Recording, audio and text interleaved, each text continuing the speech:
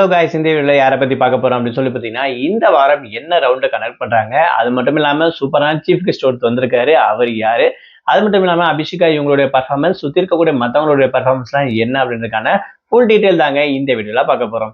நம்ம சேனலை first time பார்க்குற பர்சன் நீங்க இருந்தீங்கன்னா மறக்காம நம்ம சேனலை சப்ஸ்கிரைப் பண்ணிக்கோங்க.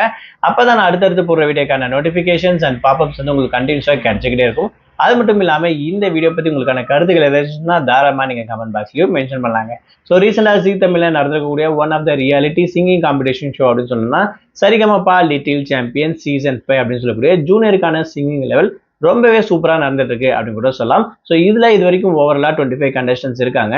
இந்த சீசனுடைய ஹைலைட் அப்படின்னு சொல்லணும் பார்த்தீங்கன்னா, ஒவ்வொரு வாரமும் என்னென்ன ரவுண்ட் இருக்க போகுது அப்படின்ற விஷயத்தையும் யார் தான் சீஃப் கெஸ்டா வருவாங்கன்ற ஒரு கியூரியாசிட்டியும் கண்டிப்பா இந்த ஷோவை பார்த்துட்டு இருக்கவங்களுக்கு அதுக்கான அர்த்தங்கள் புரியும் அப்படின்னு சொல்லலாம். ஸோ அந்த வகையில இந்த வாரம் வந்து பாத்தீங்கன்னா டவுன் பஸ் வாரம் அப்படின்னு சொல்லக்கூடிய இந்த ஒரு ரவுண்ட் தான் கண்டக்ட் பண்றாங்க.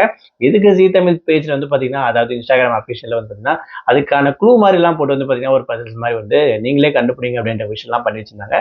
அது பார்க்கும்போது நமக்கு தெரிஞ்சிச்சு, அதாவது விசில், கண்டக்டர், பேக், டிக்கெட் இதெல்லாம் வச்சு பாத்தீங்கன்னா ஸோ இந்த என்ன ரவுண்டா இருக்கும் அப்படின்னு சொல்லி கண்டுபிடிங்க அப்படின்ற மாதிரி ஒரு சில க்ளூ எல்லாம் கொடுத்து வச்சு சூப்பரா மேக் பண்ணியிருந்தாங்க சொல்லலாம். ஸோ அந்த வகையில டவுன் பஸ் வாரம் தான் இந்த வாரம் பார்த்தீங்கன்னா ஷோ நடக்கும் போது. அது மட்டும் இல்லாம சீஃப் கெஸ்டா வந்து பாத்தீங்கன்னா மியூசிக் டைரக்டர், ஆக்டர், ஹீரோ, ப்ரொடியூசர்னு சொல்லிட்டே போகலாம். விஜய் ஆண்டனி சார் வந்து பாத்தீங்கன்னா வந்திருக்காங்க. ஸோ இவருடைய முன்னிலையில வந்து பாத்தீங்கன்னா மற்ற பசங்கள்லாம் பாடுற மாதிரி ரொம்பவே சூப்பரா கலக்கலா இருந்துச்சு அப்படின்னு கூட சொல்லலாம். அது மட்டும் இல்லாம ஜட்ஜஸ் எல்லாமே அதாவது டவுன் பஸ்ல ஏறி ஒரு ரவுண்ட் அடிக்கிற மாதிரியும் அந்த செட்டுக்குள்ள வந்து பாத்தீங்கன்னா ஒரு பண்ண என்னெல்லாம் பண்ண முடியும் அதெல்லாம் பண்ற மாதிரி விஜய் ஆண்டனி சார் வந்து அந்த பஸ்ஸை ஓட்டுற மாதிரி அப்படின்னு சொல்லிட்டு நிறைய விஷயம் கலகலப்பா சூப்பரா போயிருக்கு அப்படின்னு கூட சொல்லாங்க. ஸோ அந்த வகையில அபிஷிகா பண்ணிருக்கக்கூடிய பாட்டு என்ன அப்படின்னு சொல்லி பார்த்தீங்கன்னா, Karthik sir and Nirosha madam இவங்க 2 பேரும் சேர்ந்து நடிச்சிருக்கக்கூடிய படத்துல இருந்து மனசுல பாட்டு அப்படின்னு சொல்லக்கூடிய இந்த ஒரு பாட்டை ரொம்பவே சூப்பரா பாடி பர்ஃபெக்டா அசத்திருக்காங்க அப்படின்னு சொல்லலாம். ஸோ அபிஷிகாவுடைய ஹைலைட் அப்படின்னு சொன்னா அவங்களுடைய வாய்ஸ் தான். அவங்களோட வாய்ஸ் பிளஸ் போல்டான பர்ஃபார்மன்ஸ், கியூட்டான ஒரு ஆக்ஷன் ரியாக்ஷன் அப்படின்னு கூட சொல்லலாம். ஸோ இதெல்லாம் கலந்து தான் இந்த வாரம் பர்ஃபார்ம் பண்ணி ரொம்பவே சூப்பரான ஒரு பர்ஃபார்மர் அப்படின்ற மாதிரி வந்திருக்கக்கூடிய கெஸ்ட் பிளஸ் உள்ள இருக்கக்கூடிய ஜட்ஜஸ் கிட்டையும் ஒரு நல்ல குட் ஸ்கோர் மார்க் வாங்கியிருக்காங்க அப்படின்னு கூட சொல்லாங்க.